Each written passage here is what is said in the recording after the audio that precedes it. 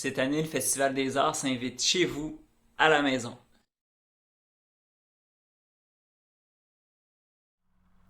Ce moment virtuel, partagé avec vous aujourd'hui, remplace le micro ouvert du Festival des Arts de Montréal-Nord.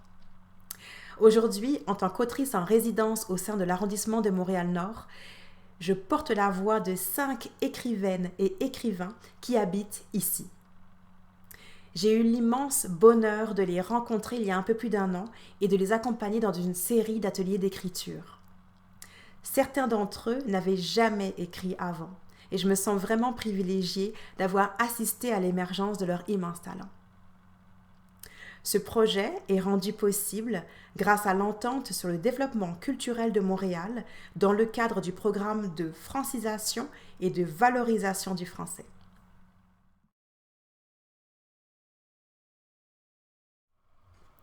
Voici le texte de Lise Morancy, citoyenne et plume active de Montréal-Nord.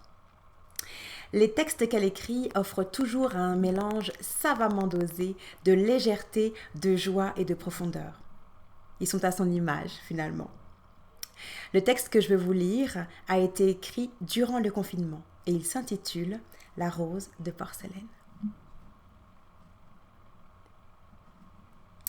J'ai rêvé que j'étais une fleur au bord d'un ruisseau. J'étais isolée des autres plantes. J'étais très petite, mais comme la nature m'était favorable, j'étais bien nourrie par de belles journées ensoleillées et quelquefois par des jours de fine pluie. J'ai failli me faire piétiner à plusieurs reprises.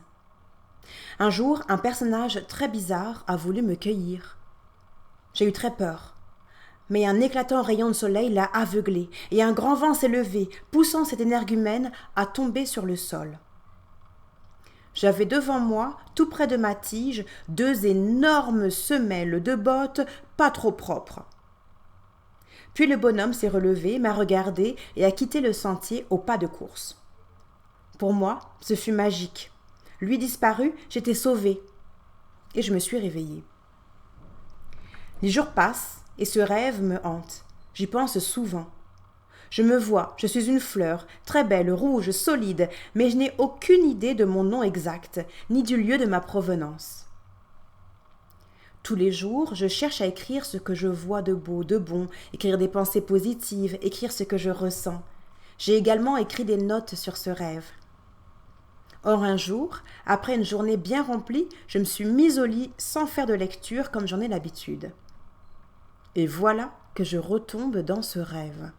Je suis à nouveau cette fleur, et cette fois, je ne suis pas seule. 4 petites fleurs à la fois fragiles et magnifiques sont avec moi. Je me sens leur protectrice. Pleine d'espoir, de réussir à les soutenir, leur apprendre à vivre en harmonie et à aimer ce petit coin où elles sont nées. Fini la solitude, les choses avaient changé, la vie était merveilleuse. Soudain, je vois avancer vers nous une jolie fillette. Elle nous regarde. Elle semble éblouie. Ses yeux ont la profondeur d'un lac bleu. Elle me frôle de sa douce main. « Comme vous êtes belle !» Touchée mais aux aguets, je murmure. « Merci, mais ne nous cueille pas. Nous sommes ici pour enjoliver le paysage. Notre parfum attire les abeilles et ces petites ouvrières ont vraiment besoin de nous. » À son tour, la blondinette murmure. J'ai compris. Moi, simple fleur, venue dont je ne sais où, je suis émue. J'ai échangé avec un être humain. Et miraculeusement, nous nous sommes compris.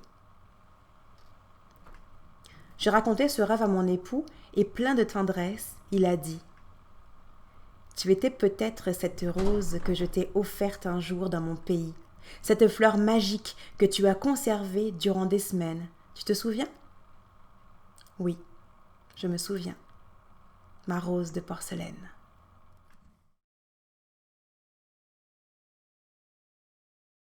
Le prochain texte que je vais vous lire, c'est celui de Latifa Mazhar.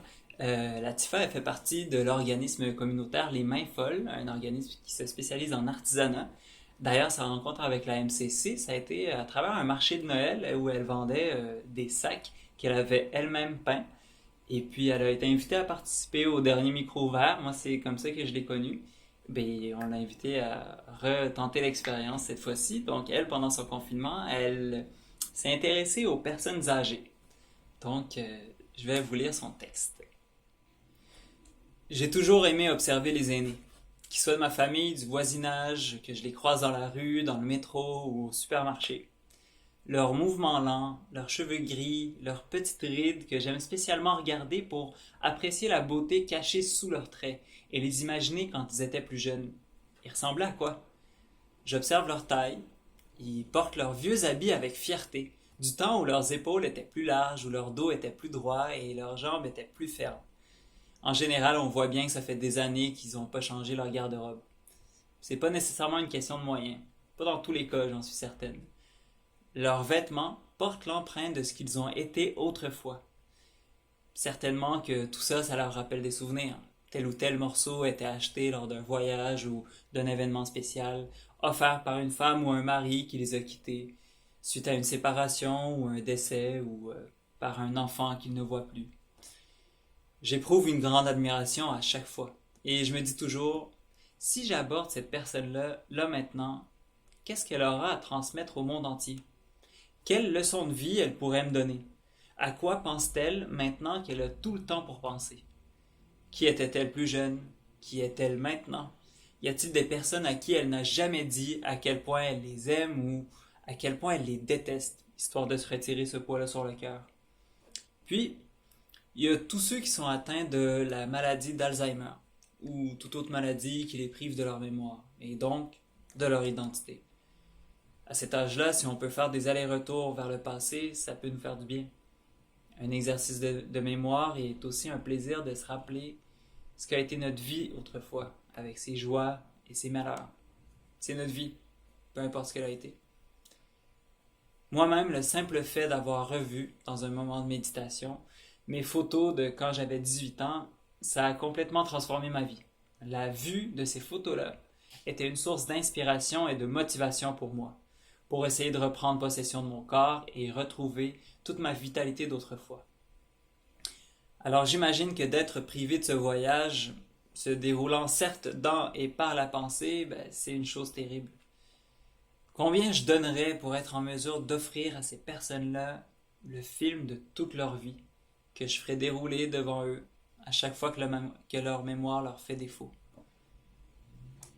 Je décide donc de me l'offrir à moi-même. Le film de ma vie pour quand je vais avoir 80 ans. Pourquoi ne pas écrire mes mémoires? Je vais pouvoir les lire à 80 ans. Allez, je me lance. Fin du texte. Et donc, dans le prochain micro ouvert, vous pourrez peut-être découvrir les mémoires de Latifa, si vous êtes parmi nous.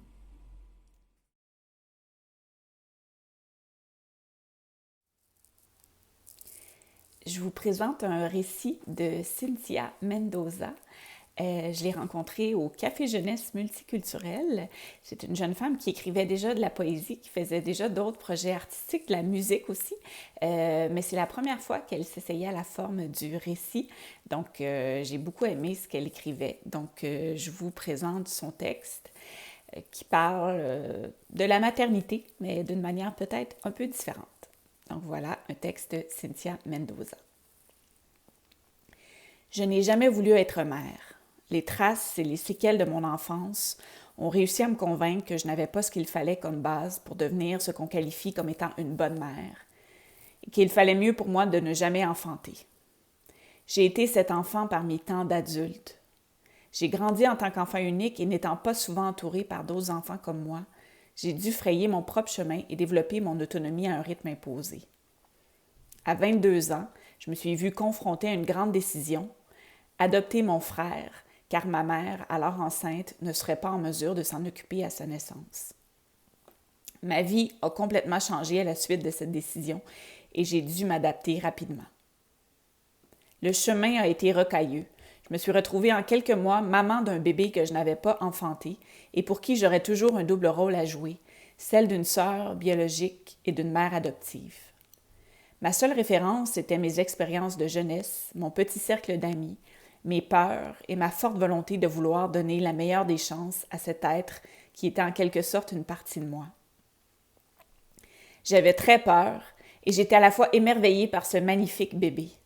Je passais des journées entières à le contempler et à me remettre en question sur mes réelles habiletés à le mener à bon port et à l'éduquer adéquatement. J'étais en phase découverte et ce manque de confiance m'a mené plus tard à prendre de mauvaises décisions en amour. La même année où j'ai adopté mon frère, je suis tombée enceinte d'un homme avec qui j'étais en couple, mais pour qui je ressentais pas vraiment d'amour. J'ai eu une courte période, lorsque j'ai pris le rôle de mère, où je me suis rendu compte que je n'attirerais peut-être plus le type d'homme que je voulais, car j'étais maintenant techniquement perçue comme étant une mère monoparentale. Et ça m'a poussée à accepter le premier qui avait un œil sur moi, depuis 4 ans déjà. Au fond de moi, je n'étais pas vraiment intéressée, mais il avait la carrière et la stabilité que je n'avais pas encore établie, et je me suis accrochée à lui. J'ai eu honte pendant plusieurs années parce que je sais que j'ai entamé cette relation pour de très mauvaises raisons, mais je ne voulais pas être seule. Avoir un enfant de lui aurait créé des séquelles irréversibles et profondes, et j'étais effrayée à l'idée de concevoir un bébé dans un couple construit sur la peur d'être seule et non sur l'amour véritable. Mon frère et fils adoptif avait 9 mois quand j'ai appris la nouvelle, le jour de mon 23e anniversaire. J'étais anéantie encore une fois, je sentais que ma vie prenait une direction que je n'avais aucunement anticipée et j'ai vécu de grandes frustrations. J'étais en plein projet de réalisation d'un album quand tout cela s'est produit et comme j'étais assignée avec une maison de disques indépendante, j'avais la lourde tâche de mettre mon équipe au courant de cette grossesse. L'annonce a vraiment mal tourné. On m'a prévenu que si je ne me faisais pas avorter et que je décidais de garder cet enfant, je serais en pause et mon projet serait mis en suspens indéfiniment. Mon équipe à l'époque ne voyait pas comment promouvoir un album avec la possibilité de se retrouver avec 2 enfants en bas âge. Ils m'avaient appuyé lors du consensus familial qui a mené à la décision d'adopter mon frère et m'avaient soutenu lorsque j'ai appris que j'avais un fibroadénome au sein gauche et que je devais me faire opérer d'urgence. Mais ma grossesse a été un problème de trop pour eux et mon rêve s'est éteint. Je me suis sentie abandonnée et seule encore face à cette importante décision. Comme j'ai été éduquée avec des valeurs chrétiennes, l'avortement n'a jamais été une option. Alors j'ai dû me faire à l'idée que j'allais être mère et que malgré moi, j'allais devoir trouver un moyen de m'adapter à cet autre imprévu. Je devais aussi commencer à parler avec mon conjoint pour ce qu'on se marie avant la venue du bébé, car dans ma coutume familiale, il est mal vu d'avoir un enfant hors mariage. Donc c'était une pression sociale de plus que je n'étais vraiment pas prête à assumer. Au mois d'avril 2012, ça a été le moment le plus éprouvant pour moi. J'ai été opérée d'urgence pour les fibroadénomes au sein, qui en d'autres mots sont des tumeurs bénignes. Elles avaient atteint 7 cm et mon médecin craignait qu'elles deviennent malignes. Avant l'intervention, ils m'ont prévenu qu'ils devaient me prioriser, que je devais absolument avoir une anesthésie générale et que ça représentait un faible danger pour ma grossesse, mais que ça pourrait potentiellement tout de même être un danger. Après mon consentement, j'ai subi l'opération qui a mal tourné. À la salle de réveil, j'ai eu une réaction allergique au dilodide et on a dû m'administrer du Benadryl pour stabiliser mon état. Mon conjoint était à mon chevet. Il m'a ramené à la maison. Dès que je me suis assise dans l'auto, j'ai vomi. J'étais dans tous mes états. Pendant ma convalescence, je devais faire attention de ne rien soulever. Alors j'avais besoin d'aide pour prendre soin du bébé. Je devais me reposer, mais je n'y arrivais pas. J'étais tourmentée par l'idée de devenir mère. Je passais mes journées à pleurer et j'essayais de me donner le courage d'accepter ce cheminement. Mon corps était en détresse et je n'avais plus le contrôle. J'étais une bulle d'émotions prête à exploser. J'ai fait des appels pour trouver une clinique pour mon suivi de grossesse et mon choix s'est arrêté sur une clinique privée à Longueuil. Je me suis rendue à mon premier rendez-vous, super nerveuse. Le médecin a placé son appareil pour entendre le battement de cœur, mais rien, aucun son. Ça a été un dur choc à subir parce que je m'étais finalement faite à l'idée que j'allais devenir mère, mais ça s'est terminé en deuil. Je n'avais jamais éprouvé ce degré de douleur et de confusion. J'étais à la fois soulagée et triste. J'ai ressenti une profonde peine, une grande solitude qui me mena droit vers ma plus grande dépression. J'avais laissé mes émotions me guider et j'ai souffert profondément de toutes ces séquelles. Mon médecin m'a rappelé pour un curetage le lendemain matin, car j'étais à risque d'hémorragie. D'après les calculs, la même journée de mon opération, le fœtus avait cessé d'évoluer. J'avais un fœtus mort à l'intérieur de moi depuis 2 semaines. Je me rappelle avoir été couchée avant d'être à nouveau anesthésiée pour la procédure. Ça prenait beaucoup plus de temps que prévu.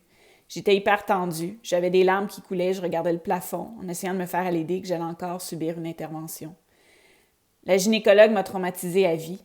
Elle était froide et elle faisait des commentaires du genre « Détends tes cuisses, t'es quand même tombée enceinte, donc ça ne doit pas être si douloureux.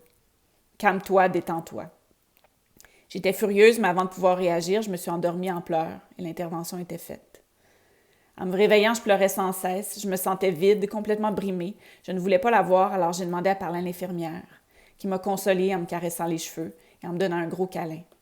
Elle m'a suggéré la thérapie afin de m'aider à vivre mon deuil, car elle voyait que j'étais plus affectée que la normale.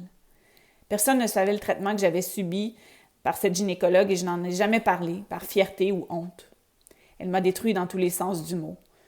1 mois après l'intervention, j'ai été admise à l'hôpital pour une hémorragie interne. Ça a été un mois cauchemardesque, car ayant subi toute cette maltraitance, je devais quand même trouver la force de m'occuper de mon petit et de rester lucide et forte. Aujourd'hui, je vais mieux. Ces expériences m'ont appris à naviguer à travers les épreuves et à développer mon autonomie et à guérir mes blessures profondes. J'ai trouvé un juste milieu entre mon rôle de sœur et celui de figure maternelle. Quand je regarde mon petit frère qui a maintenant 8 ans, je vois tous ces moments où j'ai douté de mes habiletés et que je suis finalement parvenue malgré tout. Le jugement que mon entourage avait sur moi dans ma vingtaine m'a fait réaliser qu'au final, ce n'est pas la perception des autres qui crée ma réalité, mais bien ma façon de gérer mes peurs et d'oser malgré tout. Mon chemin de guérison intérieure a été parsemé d'embûches et de chagrins. Je me vois aujourd'hui, 10 ans plus tard, à 31 ans. Femme, j'apprends à connecter avec ces parties de moi que j'ai enfouies par peur. Je pars à la découverte de cette femme remplie de rêves, pleine d'amour et d'affection. Plus j'apprends à m'aimer, moins cette peur de devenir mère me submerge. Je me dis que je devienne mère ou non, je sais que j'ai maintenant une plus grande ouverture à la vie et à ses surprises. Je continue à consacrer mon temps à ma guérison intérieure, apprendre à suivre mes intuitions, à vivre pleinement et partager aux générations après moi. Je suis fière de mon parcours et j'ai hâte de rencontrer la future et meilleure version de moi. Voilà, très beau témoignage. Merci beaucoup, Cynthia Mendoza, et bravo pour tout ce chemin parcouru. Merci.